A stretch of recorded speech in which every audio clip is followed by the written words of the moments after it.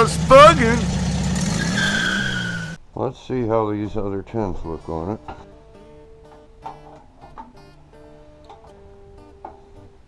Well, I meant to film me rebuilding the carburetor, but just as I started, the camera went dead. Looks like one of my customers that I'm going to be doing his car soon, just picking up a 3236 used car, but I'm going to rebuild that one, so I'll videotape that with a good charged battery. Alright, you can see get my fuel pump on there too, and I've got my distributor, the new cap, a new rotor. Got my distributor here. Let me get just a tad of oil, put that around the seal, a little bit on the gears. Alright, the half moon is up. That will work. It's like about here. I need this. Probably gonna need to loosen that. It looks kind of tight. I don't like leaving holes open like that, so until I get exactly to that point, then I will pull that out. Let's go ahead and insert this, because it's probably going to end up fighting it. There we go. Alright, and we want it about like that. Let's go ahead and take this cap off so I can turn that rotor. Looks like right about there. There it is. Alright, we are in that pesky little thing there. Of course, I don't know where top dead center is right now because I haven't put the push rod and the rocker arms in. Do that when I'm planning on doing drive adjustment, which should probably not be today. I'm going to get some things done on my personal restoration, my 72 Super Beetle. I have got to get back on that car. There we go. Alright, that looks much nicer. Now get this into the notch and get this into the notch. Wipe all my nappy fingerprints off, my gorilla prints. Alright, we don't know where this is. We're just gonna estimate just so I can set my wires away. Get to that later. Tighten this down. What was my 12 doing in the 13 slots? Yeah, much better. Alright. That looks sweet. Now, before I put my coil on, I think I'm going to just mock up my wires. Of course, I will make sure I get my fire on order.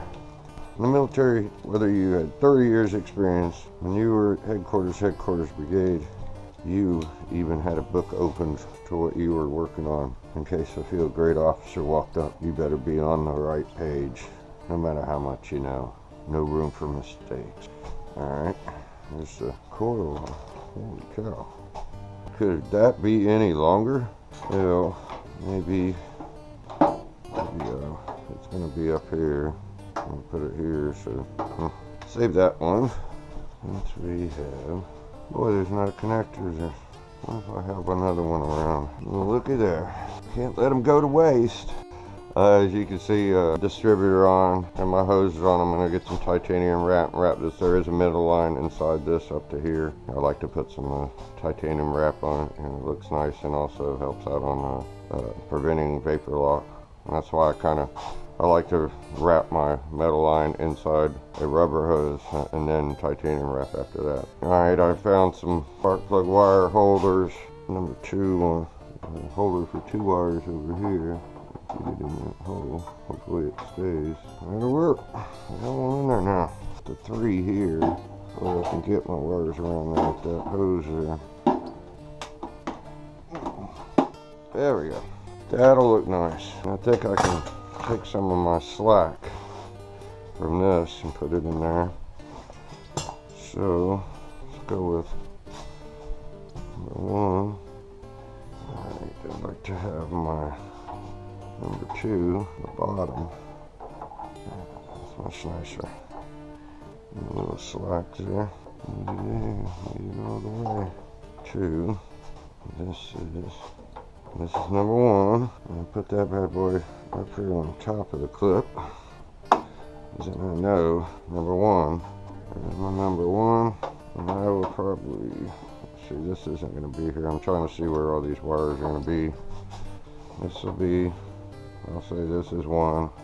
I'll probably end up moving these around. I like to push my boot that way. Let's get number 4. That's my coil wire. Okay, I got them there nicely. Alright, let's put the 4 on the bottom down there because I think I'm going to use the top one to take up some of that slack from that long coil wire. 4 here. Alright, number 3. That looks nicer. A little tight back there. Probably would have been easier to do this before the fuel on. But it's in there nicely. Alright, got plenty there. And then I put my hose clamp there so it holds that firm in there. So this is 3 and 2. Alright. And my coil is so long. It's in there now. I might do it right there. Let me put my filter in there now. Let's see about where that coil's gonna go. I didn't like how the top looks. I wanted to put a little chain on there. Right, well, as you can see, we got the coil on here. I like to pick a red marker and mark the positive side with a red on the tips.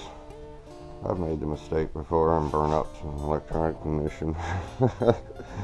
Hey, we all make mistakes. But I'm really happy with it. It turned out really nice. Like I said, I'm going to get some titanium wrap and wrap this up. Just to make sure, you know, and it, like I said, it looks nice. I'll choose a color that will go good with the motor. Alright, well, and of course I'm going to take this back off and install it, and then I'll put bolts and washers back there. Yeah, I'm real happy with it. So, hope you all learned something from this assembly. And I got to paint the engine compartment and the rear apron repairs that I made, and we can install this and move on with the 74 Super Beetle, ready to start. If she's full of oil, and I'm going to crank this thing up today. Well, I don't have the starting stand for myself here. My builder has one at his house. It is a nasty day in Florida today. I'm an early bird. Everyone's still asleep.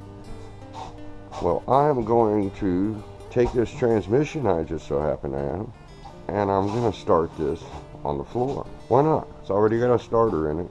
I have a small cart here that I can put the transmission on, and then that I've already set up for a block to go on it. And it looks like this. You know, maybe I take another little 1x4 or something, whatever they take to get it at the same height. Maybe put a strap over the transmission, and why not? Wire it up and crank her out. And depending on how much of a pain this is, which I don't think it will be too much. I mean, I'm by myself. I'm going to use my engine hoist. I like to put a strap around here and around the ring gear on the back and pick it up. I've done it before. It's no big deal.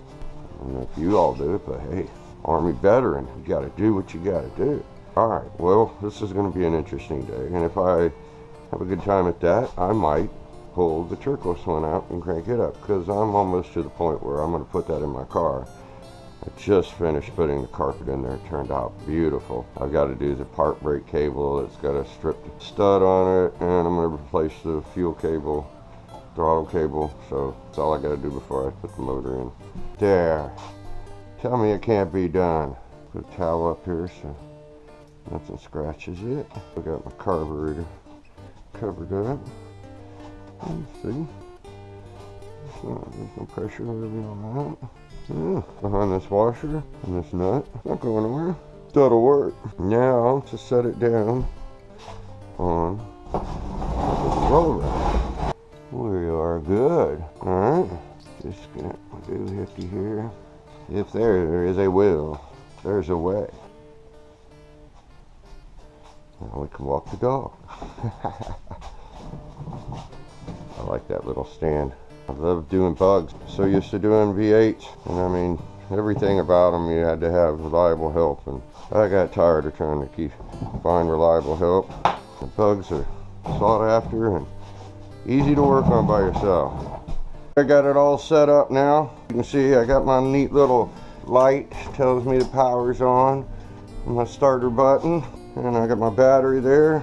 I got my wire ran over to the exciter wire on the starter solenoid. Got a wire running back over here to the positive on the coil. Got everything hooked up, but I want to get an oil pressure gauge. But we're gonna go ahead, pour a little fuel in there and see what we get. Now I placed it about where it should start, but I'm gonna have to set the timing. Get away from the exhaust. Look at that. That's nice. I gotta get some fuel up to the filter. I'm gonna replace this fuel pump because it's just bleeding off, losing its prime. Alright, I figured out what was wrong. I changed the needle valve in there in the carburetor, and it wasn't exactly the same, and it was flooding the engine. So, change that, and there we go.